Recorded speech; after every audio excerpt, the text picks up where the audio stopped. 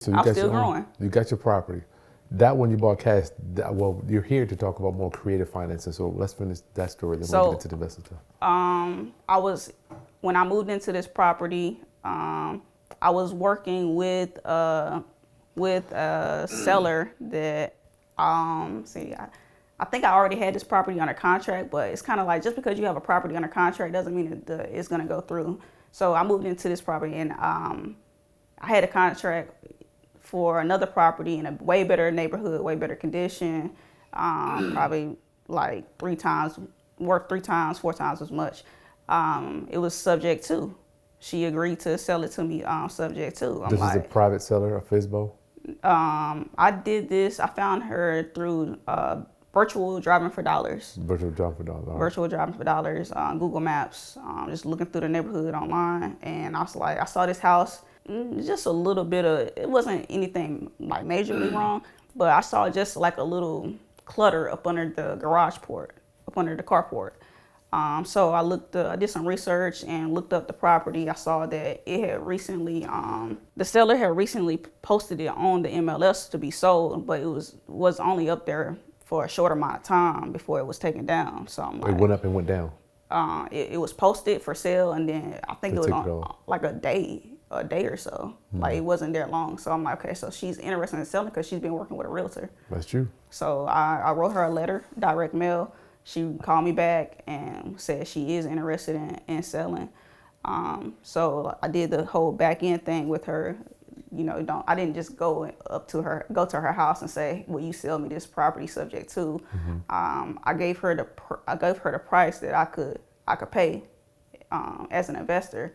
The cash offer, I gave her a cash offer. I said, "Look, this is what I can pay for the property if it's cash." And of course, it's not much. So she didn't have any. She had just purchased the property herself. One?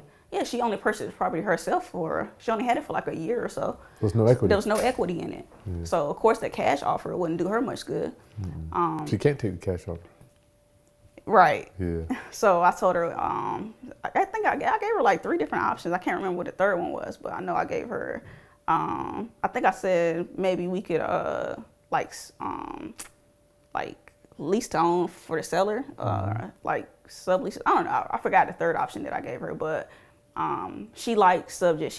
I told her that we could take over the payments for her on her behalf for her mortgage, and she liked that offer.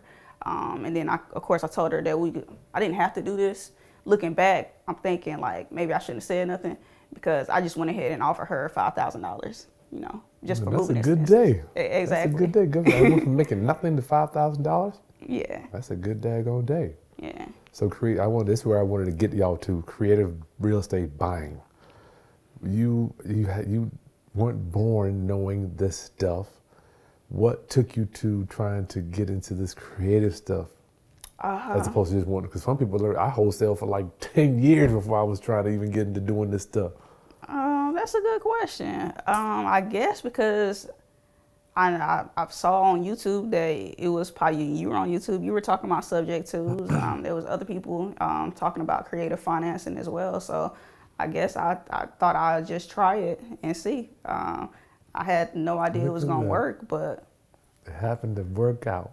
It did, and now it seems to be more popular. I get more subject to deals coming my way now than the actual, cash offer ones. Yeah. Do you have any inkling of why do you think that might be? I think it's just easier for the seller. So the last 2, the one I'm under contract with now, the subject to, and the last one I closed on was the subject to, and the 2 things they had in common were they're both foreclosures. Pre-foreclosure? No. It was, whenever I first started conversing with the seller, it was in pre-foreclosure, but by the time we made it to the closing table, it was already in foreclosure. Oh, really? Yes. They're in trouble then. Yes. The seller that I'm working with now, the property is actually in foreclosure. Yes. They're in trouble. For sure. Luck. Yeah. Does it have a date? It's got a date already. Are you talking about for the hearing? Yeah. Well, I mean, the date, the foreclosure happens. So either you get it before, or you can't buy it after they've already foreclosed on it. Oh no, that didn't happen. So it's still before the auction. Right, it's before the auction. All right, cool. So Yeah. anything before you can't do nothing, as you know. And once it gets foreclosed on, it's done. Oh no, the foreclosure hadn't taken place yet. So it's still pre then. Pre-foreclosure. All right, cool. Okay, sorry about that. So for people that don't know what subject 2 is, can you just give them your version of it? Because people hear me, they like, that's not, I don't know, that's just Chris doing it. But I want to hear you explain it. So the seller has a mortgage out on the property. They still have a mortgage balance. They owe this mortgage lender. They may be tired of making the payments. Either way, you will take over the mortgage payments, but the loan stays in the seller's name.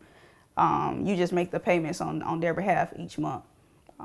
So you find a way to make a profit on that. I mean, if you want to rent the house out, make your profit that way. But that's what I plan on doing. Well, really, what I plan on doing with this new one is doing the rent to own, the lease option.